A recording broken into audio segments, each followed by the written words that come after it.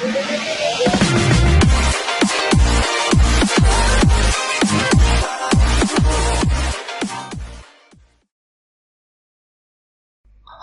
بلال رضی اللہ تعالی عنہ کو رسیوں سے باندھ کر مکہ کے گلی کوچوں میں پھرایا جاتا، لیکن وہ احد احد ہی پکارتے۔ حضرت بلال نے محمد صلی اللہ علیہ وسلم کو کئی بار دیکھا تھا، لیکن آج تک ان سے بات نہ کی تھی۔ عکاظ کے 20 روزہ سالانہ بڑے میلے کے بعد قافلے اپنے اپنے گھروں کو لوٹنے کے لیے مکہ سے نکلتے ہی اپنے گرد و غبار میں گم ہو جاتے تو مکہ سکڑ سا جاتا۔ گلیوں میں دوبارہ وہی جانے پہچانے لوگ نظر آنے لگتے۔ یہ سب چہرے حضرت بلال کے واقف نہیں تھے، لیکن صورت شناس وہ سبھی کے تھے۔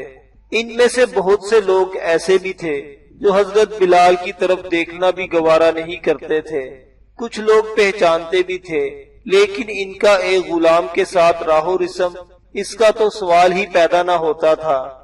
لیکن محمد صلی اللہ علیہ وسلم مختلف تھے۔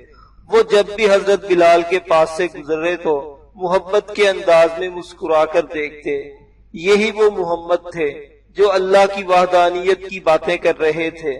پتھر کے ان بے جان ٹکڑوں کو جسے اہل مکہ اپنے خدا تصور کرتے تھے، محمد صلی اللہ علیہ وسلم ان کی تکذیب کرتے تھے اور کہتے تھے یہ تو محض پتھر ہیں، نہ سن سکتے ہیں، نہ بول سکتے ہیں، نہ چل سکتے ہیں، یہ تمہارے خدا نہیں ہے۔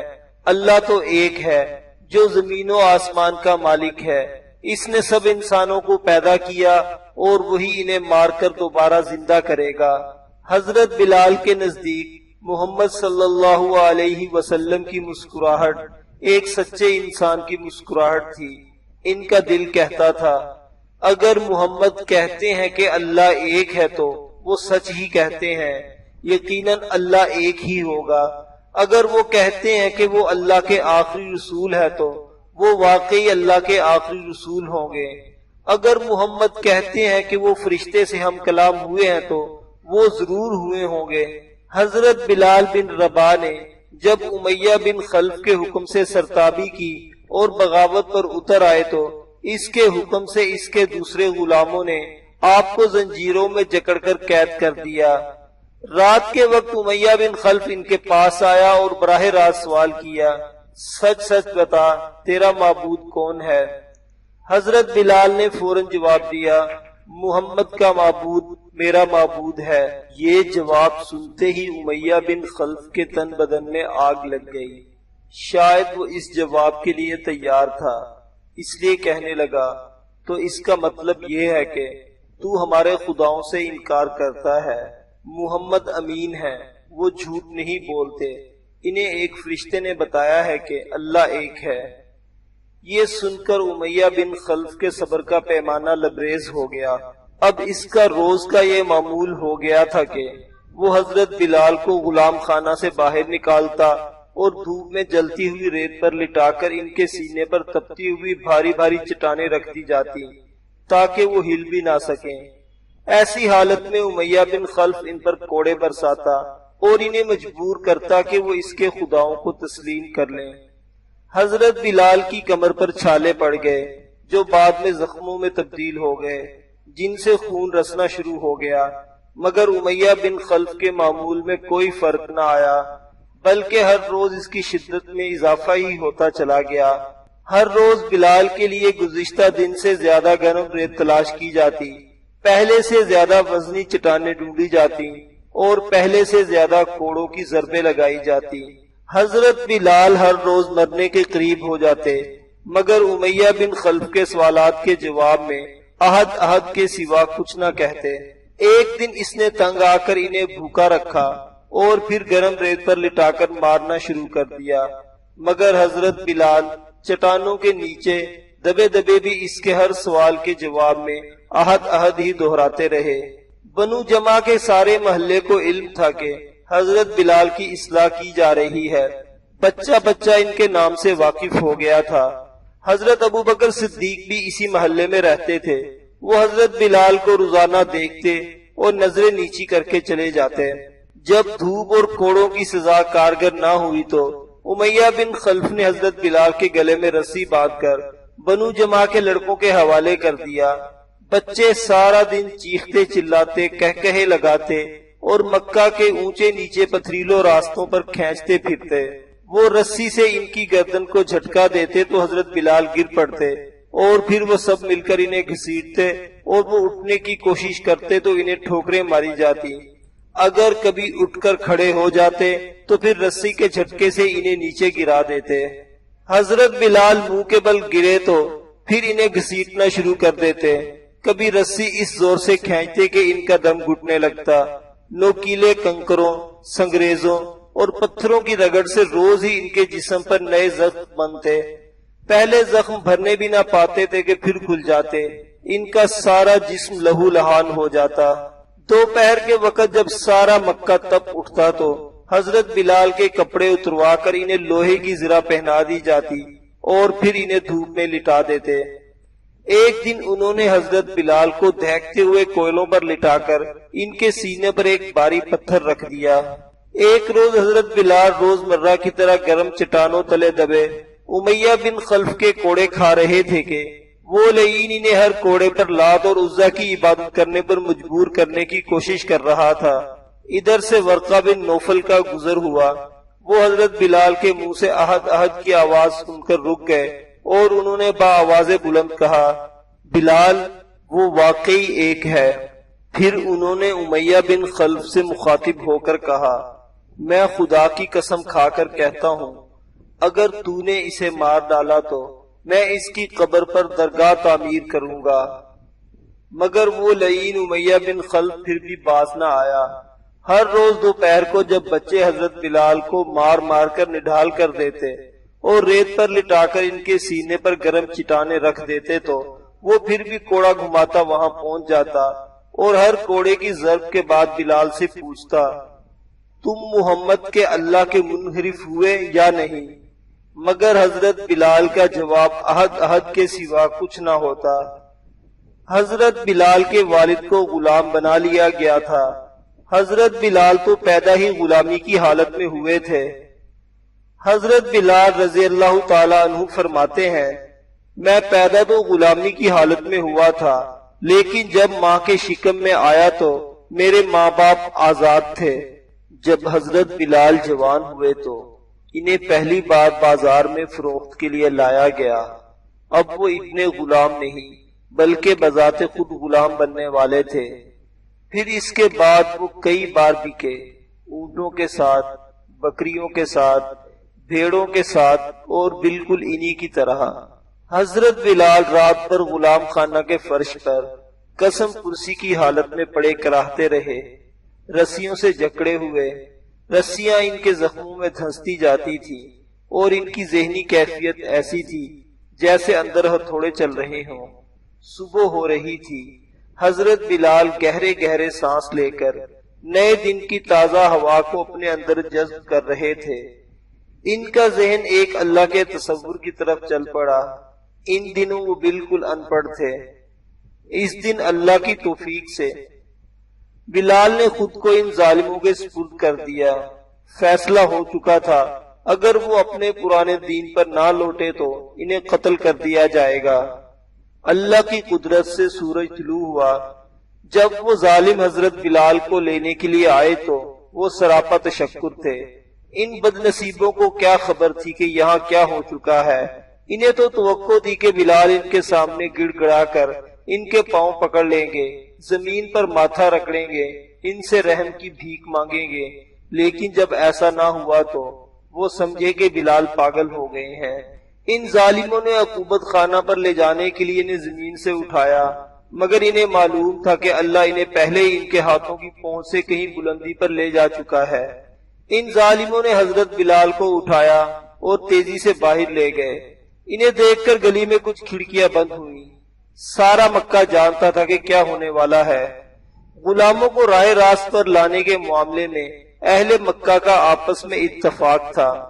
حضرت بلال نے بغاوت کی تھی، حکم عدولی کی تھی، اپنے آقا کو اس کے احباب کے سامنے رسوا کیا تھا، ان کے مذہبی عقائد سے ٹکر لی تھی۔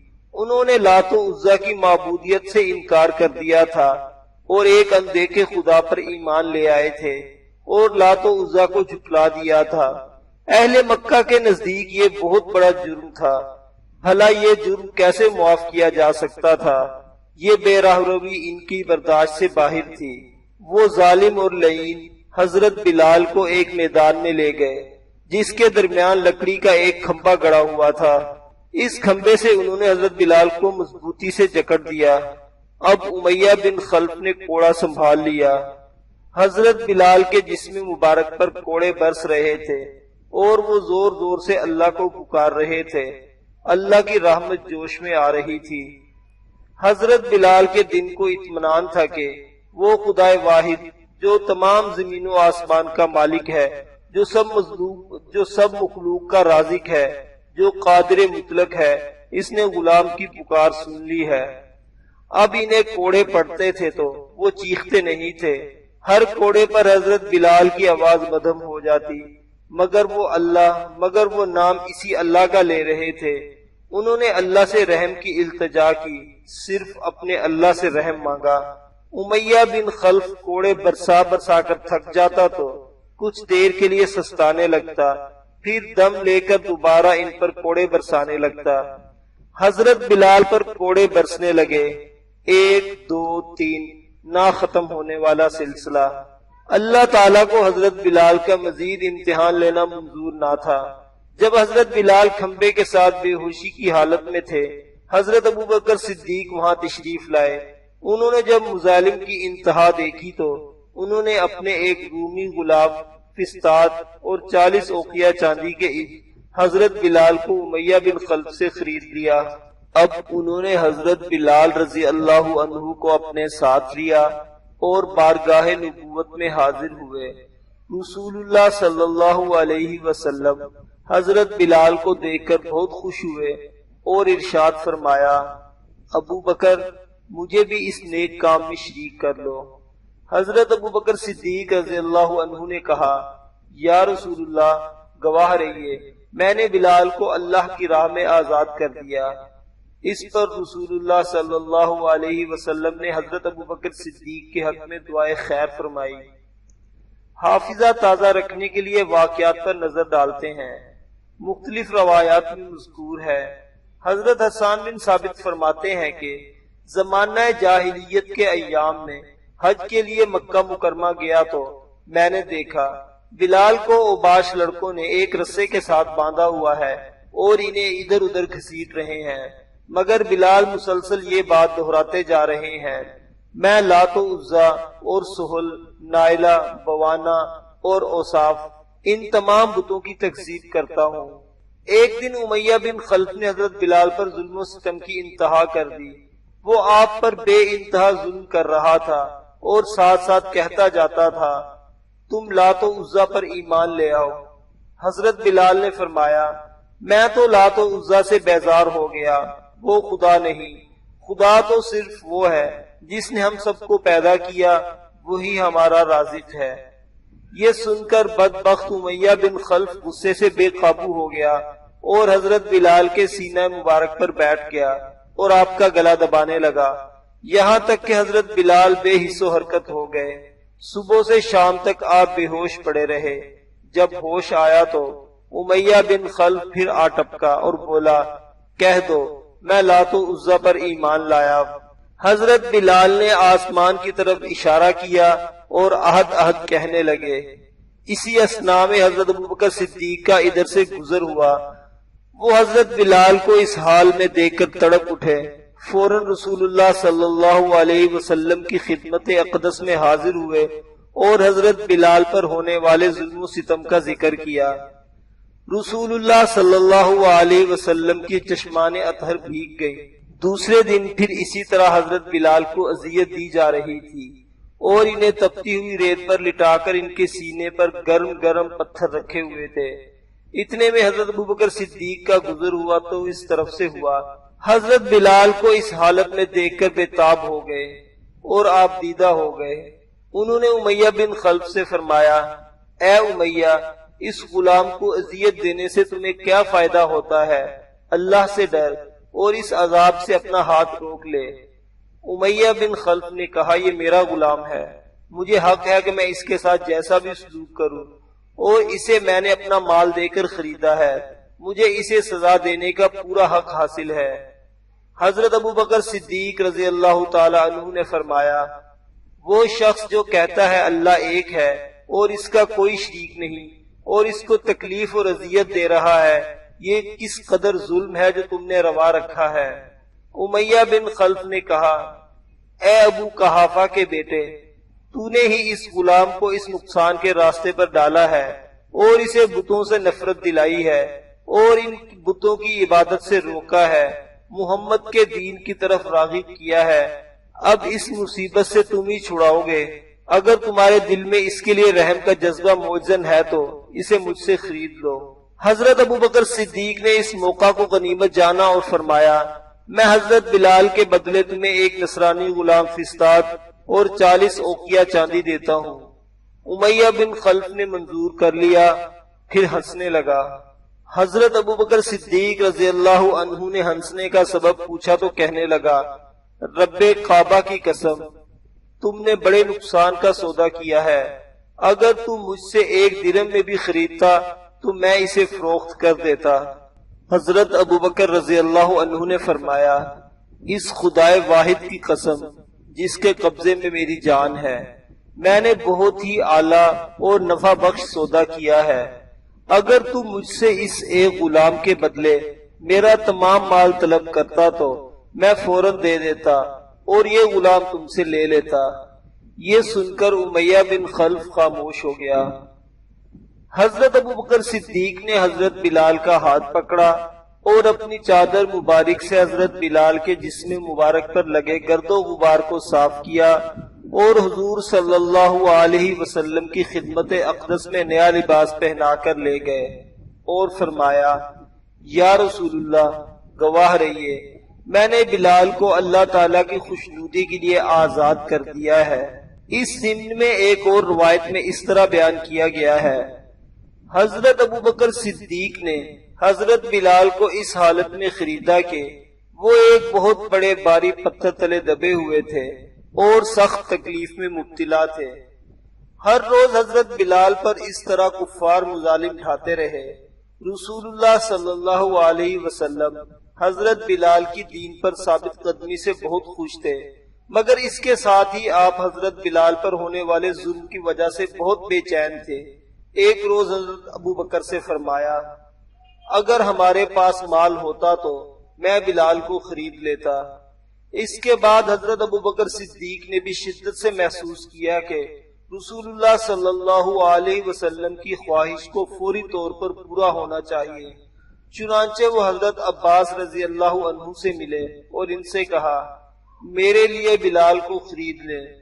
حضرت عباس امیہ بن خلف کی بیوی کے پاس تشریف لے گئے کیونکہ وہ ان کے لے پالک تھے۔ انہوں نے امیہ بن خلف کی بیوی سے فرمایا اپنے اس غلام جس کا نام بلال ہے، اس سے پہلے کہ وہ مار کھا کھا کر تمہارے ہاتھ سے نکل جائے اور تم اس کی قیمت سے محروم ہو جاؤ، اسے فروخت کر دو۔ امیہ بن خلف کی بیوی نے کہا تم اس کو لے کر کیا کرو گے، وہ کسی کام کا نہیں رہا۔ اس نے حضرت عباس کو ٹال دیا۔ حضرت عباس رضی اللہ عنہ تشریف لے آئے، مگر وہ دوسری مرتبہ پھر اس کے پاس گئے اور اس مرتبہ اپنی بات منوا کر واپس ہوئے۔ حضرت عباس رضی اللہ تعالی عنہ نے حضرت بلال کو خرید کر حضرت ابو بکر صدیق کے سپرد کر دیا اور حضرت ابو بکر صدیق نے حضرت بلال رضی اللہ عنہ کو آزاد کر دیا۔ ایک روایت جو اس بارے میں بیان ہوئی وہ یہ ہے حضرت بلال رضی اللہ عنہ امیہ بن خلف کے غلام تھے۔ امیہ بن خلف بہت ہی دولت مند شخص تھا، اس کے کئی بیٹے اور 12 غلام تھے، لیکن وہ حضرت بلال کو سب سے زیادہ چاہتا تھا اور انہیں اپنے بت خانہ کا نگران مقرر کر رکھا تھا۔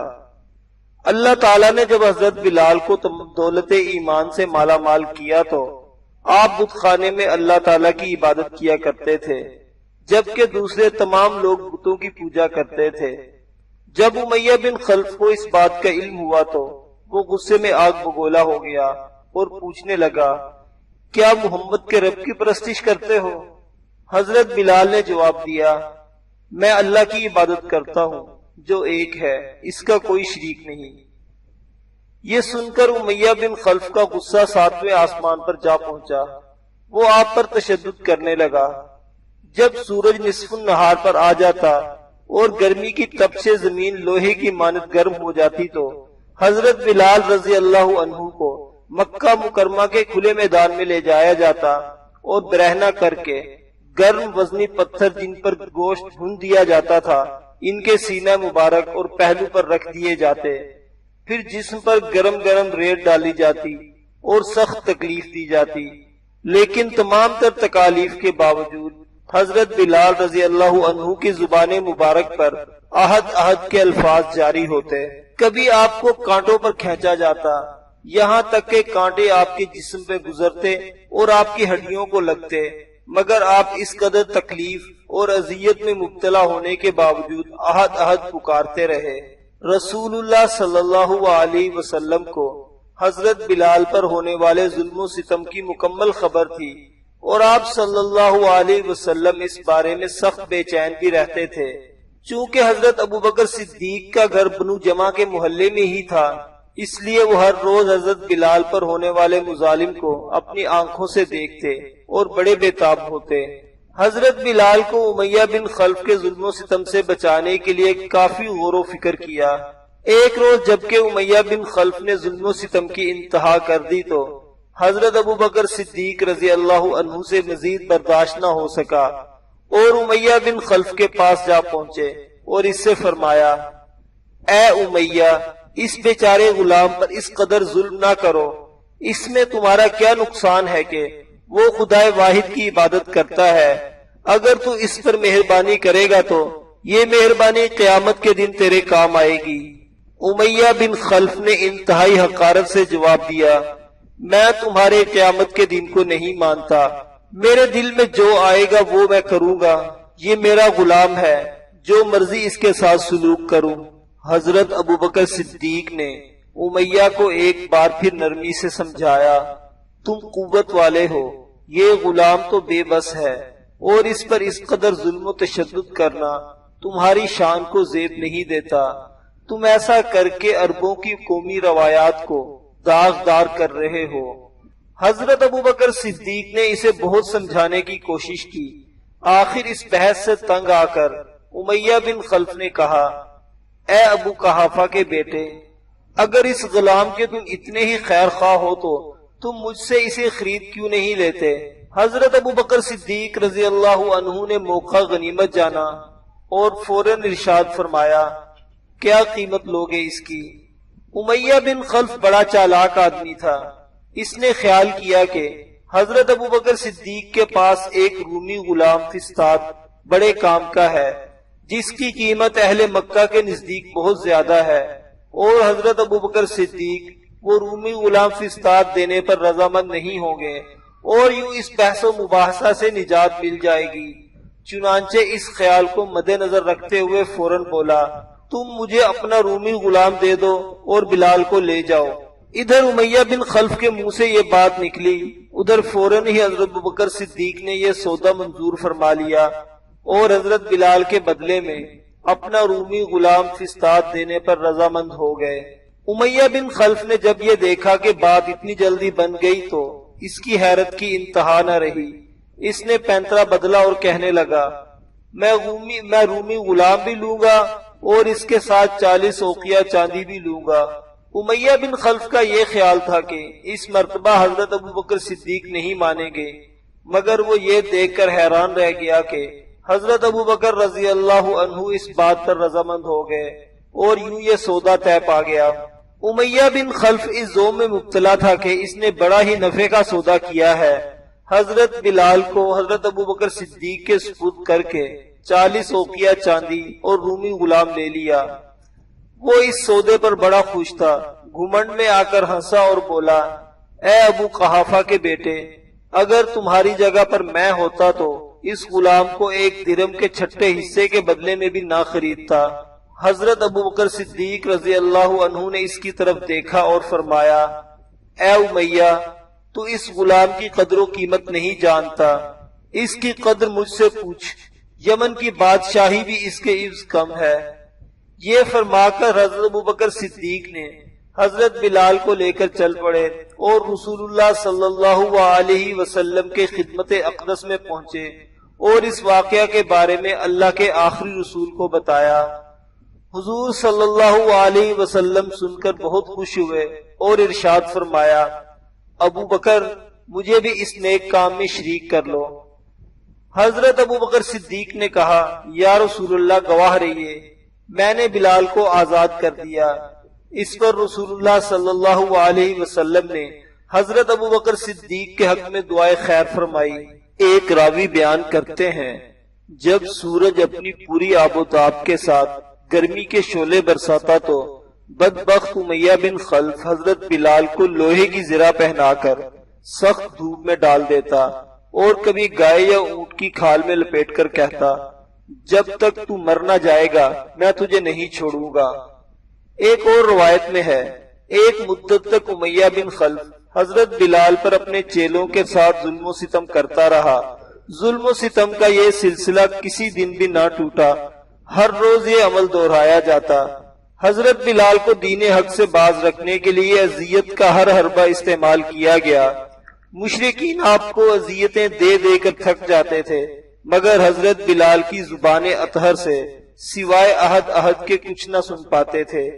اس قدر کوشش کے باوجود جب اپنے مقصد میں ناکامی دیکھتے تو غضبناک ہو کر دوبارہ تشدد کا حربہ استعمال کرتے، مگر نتیجہ پھر بھی ان کے حق میں نہ ہوتا۔ ظلم و تشدد کی بھٹی میں پڑ کر حضرت بلال کندن سے بھی زیادہ قیمتی بن چکے تھے۔ آپ کے جسم پاک کا کوئی حصہ ایسا نہ تھا جو امیہ بن خلف کے تشدد کی وجہ سے متاثر نہ ہوا ہو۔ جسم کا انگ انگ زخمی تھا، وہ بھوکے پیاس سے امیہ بن خلف کی مار سہتے جاتے تھے۔ جن جن بتوں کو وہ بدبخت نام لیتا، آپ ان کی تکذیب کرتے اور عہد پکارتے۔ یہ سب کچھ حضرت بلال صرف اور صرف اس لیے برداشت کر رہے تھے کہ دین حق پر ایمان لے آئے تھے اور رسول اللہ صلی اللہ علیہ وسلم کی غلامی اختیار کر لی تھی۔ اللہ تعالیٰ نے انہیں مضبوط ایمان سے نواز دیا تھا۔ رسول اللہ صلی اللہ علیہ وسلم کے عشق و محبت میں اپنی جان کی پرواہ بھی نہ رکھی تھی۔ دل میں ایک امنگ ضرور تھی کہ کبھی تو امیہ بن خلف کے ظلم سے نجات ملے گی اور اپنے آقا کے حضور حاضری دوں گا۔ دل میں یہ خیال آتا کہ میری حالت کی خبر میرے آقا کو ضرور ملتی ہوگی اور ان کی نظر کرم مجھ پر ضرور ہے۔ رسول اللہ صلی اللہ علیہ وسلم کے جو جذبات میرے بارے میں ہیں، میں ان میں کمی نہ آنے دوں گا۔ چاہیے ظالم میرے جسم کی بوٹی بوٹی نوچ لیں، مگر اپنے آقا کی غلامی سے منہ نہ موڑوں گا۔ ایک اور روایت میں ہے، حضرت عمر بن عاص سے مروی ہے، میں نے اس حالت میں بلال کو دیکھا کہ امیہ بن خلف نے ان کو اس قدر تپتی ہوئی ریت پر لٹا رکھا تھا کہ جس پر گوشت رکھ دیا جائے تو وہ بھن جائے، لیکن بلال ایسی حالت میں کہہ رہے تھے، میں لات و عزا کا انکار کرتا ہوں۔ اس قدر تشدد کے باوجود بھی حضرت بلال نے دین حق سے منہ نہ موڑا تو امیہ بن خلف مزید بھڑک اٹھا اور اس نے اپنے دوسرے غلاموں اور بنی جمع کے آوارہ لڑکوں کو اشارہ کیا، محمد کے نام لیوا پر اس قدر تشدد کرو کہ وہ محمد اور محمد کے خدا کا نام لینا چھوڑ دے۔ امیہ بن خلف کے اشارے پر یہ لوگ آگے بڑھے اور حضرت بلال رضی اللہ عنہ پر ظلم و تشدد کی انتہا کر دی۔ یہ لوگ امیہ بن خلف کو خوش کرنے کے لیے حضرت بلال کو بری طرح زد و کوب کرتے، ان کو برہنہ کر کے سارا دن لوہے کی زرہ پہنا کر دھوپ میں ڈال دیتے۔ جب شام ہوتی تو ہاتھ پاؤں باندھ کر ایک کوٹڑی میں ڈال دیتے۔ رات کو بھی آپ پر تشدد جاری رہتا۔ اس وقت اذیت سہنے کے باوجود حضرت بلال کی زبان مبارک سے صرف عہد ہی نکلتا۔ حضرت بلال رضی اللہ عنہ کو جو کمالات و مراتب نصیب ہوئے وہ سب کو معلوم ہے، ان کی تفصیل آگے بیان کی جائے گی۔ مروی ہے، حضرت عبد الرحمن کو مال غنیمت میں سے کئی زرہیں ملی، انہیں لے کر وہ چلے آ رہے تھے۔ راستے میں امیہ بن خلف اور اس کا بیٹا بندھے ہوئے قیدیوں میں بیٹھے ہوئے تھے۔ ان دونوں باپ بیٹے اور حضرت عبد الرحمن کی مکہ میں بڑی دوستی تھی۔ حضرت عبد الرحمن رضی اللہ عنہ کو دیکھتے ہی وہ دونوں پکار اٹھے، اے عبد الرحمن، اگر ان زروں سے زیادہ ہم تم کو پیارے ہیں تو ہمیں قتل ہونے سے بچا۔ حضرت عبد الرحمن رضی اللہ عنہ کو دوستوں کا خیال آ گیا، زریں ہاتھ سے پھینک دی اور ان دونوں کا ہاتھ پکڑ کر رسول اللہ صلی اللہ علیہ وسلم کے پاس سفارش کے لیے لے کر چلے، مگر رسول اللہ تو پہلے ہی امیہ بن خلف کی نسبت پیشین گوئی فرما چکے تھے، وہ میرے اصحاب کے ہاتھ سے مارا جائے گا، پھر بھلا وہ کیسے بچتا۔ اب قدرت کا تماشا دیکھیں، حضرت بلال رضی اللہ عنہ کبھی امیہ بن خلف کے غلام تھے اور یہ ان کو بہت ستایا کرتا تھا، کہیں راستہ میں مل گئے اور حضرت بلال پکار اٹھے، مسلمانوں وہ دیکھو، خدا اور رسول کا دشمن امیہ یہ جاتا ہے۔ لوگ دوڑ پڑے اور دونوں باپ بیٹے کو مار ڈالا۔ حضرت عبد الرحمن رضی اللہ عنہ ہزار شور و غل مچاتے رہے مگر کسی نے ان کی ایک نہ سنی۔ حضرت عبد الرحمن بولے، اے بلال، تم پر خدا کی رحمت ہو، تم نے میری زریں بھی کھوئی اور میرے قیدیوں کو بھی قتل کرا دیا، مگر اس سے پہلے ان صعوبتوں کا ذکر ہو جائے تو اسلام کے نام لیواؤں پر گزری۔ جب کفار مکہ مسلمانوں کی سخت جانی سے تنگ آ گئے تو اذیتوں کا ایک نیا دور شروع ہوا جو کوڑوں سے کہیں زیادہ اذیت ناک تھا۔ ایک اجتماعی سزا تھی، رسول اللہ صلی اللہ علیہ وسلم کے سارے خاندان یعنی بنو ہاشم کے سب افراد کو شہری زندگی سے خارج کر دیا گیا۔ یہ محض ایک معاشرتی مقاطعہ نہیں تھا، قطع رحمی کی بدترین مثال تھی، اللہ کی زمین پر ایذا رسانی کی ایک انتہائی ہولناک صورت، انسان پر انسان کے ظلم کی بہترین ایک بدترین مثال تھی۔ بنو ہاشم سے ہر قسم کا لین دین، شادی بیاہ ممنوع قرار دیا گیا تھا، کوئی ان کو مہمان نہیں ٹھہرا سکتا تھا، کسی صورت میں ان کی مدد نہیں کر سکتا تھا، نہ روپے پیسے کی صورت نہ جنس اجناس کی صورت میں۔ جب قریش نے یہ عہد کیا کہ بنی ہاشم اور بنی مطلب سے کوئی کسی چیز کی خرید و فروخت نہیں کریں گے تو تمام قریش نے اس عہد پر دستخط کیے۔ اس عہد سے بنی ہاشم کو بہت نقصان پہنچا اور وہ بڑی مصیبت میں گرفتار ہو گئے۔ رسول اللہ صلی اللہ علیہ وسلم اپنے اصحاب کے ساتھ شعب ابی طالب میں چلے گئے۔ رسول اللہ صلی اللہ علیہ وسلم اور دوسرے مسلمان جب شعب ابو طالب میں پہنچے تو چونکہ مکہ سے ان کی روانگی انتہائی عجلت میں ہوئی تھی، اس لیے وہ مناسب مقدار میں اشیاء خورد و نوش بھی ساتھ نہ لا سکے۔ حضرت بلال رضی اللہ عنہ بھی رسول اللہ صلی اللہ علیہ وسلم کے ہمراہ شعب ابی طالب میں محصور ہوئے تھے، اور آپ نے بھی رسول اللہ صلی اللہ علیہ وسلم اور دوسرے مسلمانوں کے ساتھ وہاں انتہائی دردناک لمحوں اور بھیانک مصائب کا مقابلہ کیا۔ انہی دنوں جب مسلمان شعب ابی طالب میں جلا وطنی کی زندگی بسر کر رہے تھے تو ایک دن حضرت خدیجہ رضی اللہ عنہا کا بھتیجا اپنی پھوپھی کے لیے کچھ اشیاء خورد و نوش لے کر نکلا، کیونکہ حضرت خدیجہ بھی رسول اللہ صلی اللہ علیہ وسلم کے ہمراہ اس گھاٹی میں قیام پذیر تھی۔ قریش کے افراد نے جو اس بات کی نگرانی کر رہے تھے کہ مسلمانوں کو کسی طور اشیاء خورد و نوش فراہم نہ ہو سکے، حضرت خدیجہ کے بھتیجے کو مکہ سے نکلتے ہوئے دیکھ لیا۔ انہوں نے اس کا تعاقب کیا اور پھر سارا سامان ضبط کرنے کے بعد اتنا زدوکوب کیا کہ وہ بیچارہ 3 دن زندگی اور موت کی کشمکش میں مبتلا رہا۔